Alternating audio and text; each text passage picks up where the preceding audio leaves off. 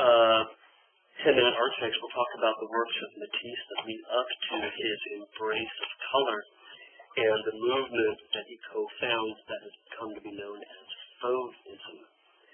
Matisse is primarily known as a painter, but he began his career working as an assistant in the sculptural studio of Auguste Rodin in Paris. Rodin, one of the most acclaimed sculptors of the late 19th and 20th century, and renowned for these quasi-symbolist figures like the walking man from the Hirschhorn, where he's already sculpted them as if they were Greek ruins, which gives them a sort of mystical quality. Matisse was a shop assistant here, and you can see that his work, The Surf on your left from your textbook and from the Hirschhorn, owes a great debt to the walking man, very similar pose.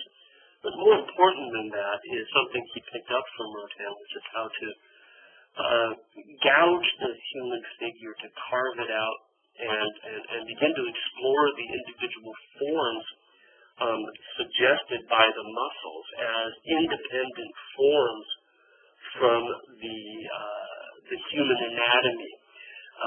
That the human body is simply the basis for this exploration of sculptural forms. And this is something I think you can see in Matisse's Surf in various elements, where he too, just like his supervisor Rodin, is using the human body as a way of cutting apart and developing certain elements of the anatomy as composition. Interesting for Matisse is the way in which he often works the same ideas in both paint and sculpture at the same time. This could arguably be the same model for both works. And in each of them, we can see how the human body becomes a place where Matisse explores painterly composition, that when he treats, for example, the pectoral muscles here, or the muscles of that foreground thigh, what he's really most interested in is this sort of compositional rearrangement of the forms, rather than trying to accurately describe exactly what he has seen.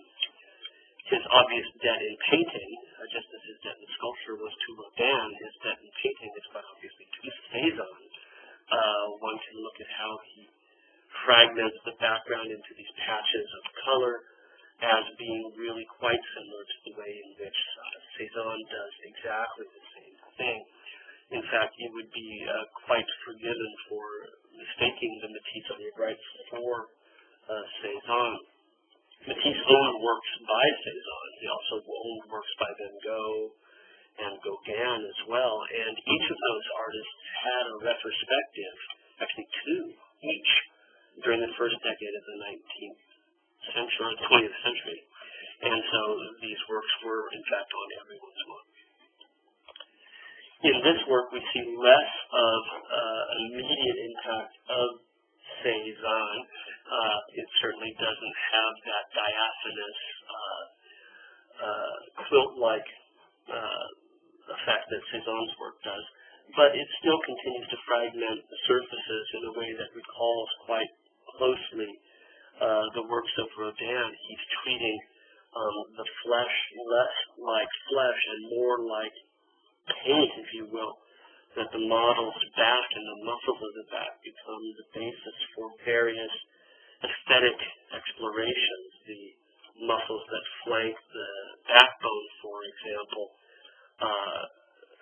really become independent from the musculature at the back and almost like columns that support the weight of the shoulders.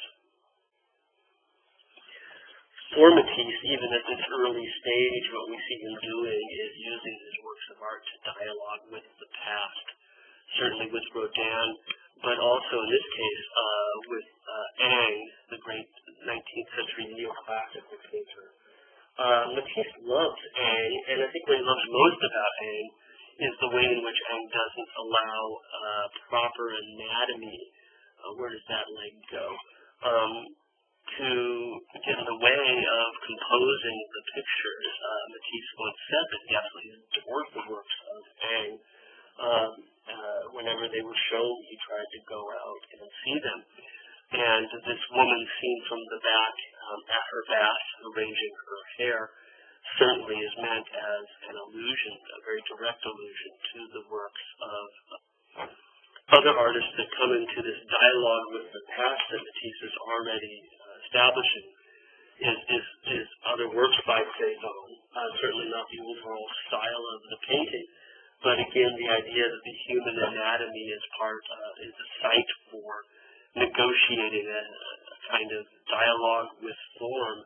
If we look in particular at this bather's back, the way in which Cézanne uses the spine to give us that greenish element on either side and continuing the line from the spine to where it becomes the inner line of the thigh. Matisse is picking up on many of these ideas with the image of La Coiffure, the woman with the hairdo. So again, he's dialoguing with the past. We could also question whether or not the idea of a half-naked woman seated looking into a mirror doesn't also evoke great art works of Renaissance painting, the Renaissance tradition of Venus at her bath, looking into the mirror and thus looking at you through that reflection. A cute little eye of Venus here poking out as Cupid holds up her mirror, just as Matisse's coiffure gives us just the edge of her face looking into her mirror, and in so doing, seeing you, the painter, you, the onlooker. This was one of a number of works that Matisse was doing in the first years of the 20th century, where he's dealing with the woman at her bath. You'll notice in each of these we have the mirror. I think in many ways the mirror also relates to his interest in sculpture. He wants to see the figure from both sides. So here we have again the use of the human form in Carmelina as an exploration for painterly composition. The sternum, for example, in the middle here ends up being emphasized in the same way that those muscles along the spine are emphasized in La Coiffure. Again, the mirror shows the figure looking out at us. In this case, it's Matisse himself in the corner in the act of painting and looking not only at her but at the mirror so that he can see her back at the same time as he sees the front. Even though this is reference heavy, full of references to Renaissance works and beyond, when Matisse writes about art, he never really writes about symbolism. He's really most interested in composition. And he says, in fact, that the whole arrangement of the picture is very expressive. These are not Matisse's own words. The place occupied by figures or objects, the empty spaces around them, proportions, everything plays a part. He's talking really about how he organizes a composition. Not about what it means, but rather about what he does as an artist. Now again, he loves reworking the same ideas in both painting and sculpture, not always at exactly the same time, but in close proximity to each other. And here in high relief sculpture, he also is constructing and deconstructing the human figure, with even closer reference, I think, to that Cézanne that we saw, where you can see that the line at the back continues to become the line of the leg. He's turning human anatomy into simply an aesthetic exercise in composition.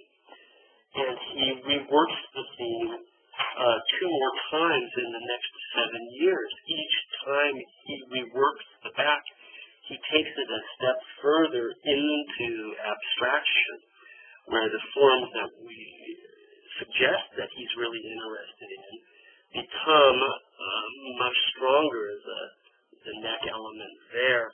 And now where the spine of the figure is becoming more of an independent object from the rest of the body, we find that in the third version in 1916 it becomes really just like a column. which is exactly what he'd implied back in 1901 with the painting of the hairdo.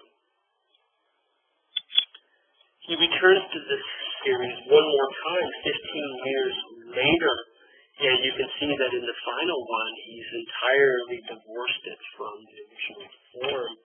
It's become entirely aesthetic. He's liberated it from any kind of subject matter and from the model itself, which is something that Rodin really never did. Well, I hope this screencast has made clear the way in which Matisse is working with certain ideas that eventually will become translated over entirely to color, where he's divorcing the way he either applies paint or sculptural material from the form that inspired it in the first place. He begins working in a very sculptural manner in his paintings, probably due to the fact that he worked under Rodin, but eventually he moves toward working in color. At the same time, he never truly abandons